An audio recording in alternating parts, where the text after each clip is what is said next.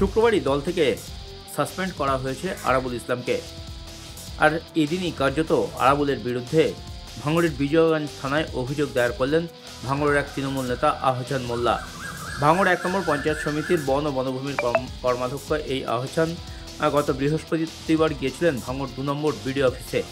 অভিযোগ, সেই সময় আরাবুল ইসলাম, হাকিমুল ইসলাম এবং তাদের অনুগামীরা তার উপর চড়াও হয়ে তাকে বেধড়ক মারধর করে। কার্যত কলকাতা পুলিশ সেই সময় সেখানে উপস্থিত ছিল এবং পুলিশের তৎপরতায় কার্যত তিনি প্রাণে বেঁচে গিয়েছেন। এই অভিযোগই কার্যত আরাবুল ইসলাম, হাকিমুল ইসলাম এবং তার অনুগামীদের বিরুদ্ধে দায়ের করেছেন আহসান। ১০ জনের বিরুদ্ধে অভিযোগ দায়ের হয়েছে। পুলিশ ইতিমধ্যে তদন্ত শুরু করেছে। একজনকে এই ঘটনায় গ্রেপ্তারও করা হয়েছে। গোটা ঘটনা তদন্ত চলছে।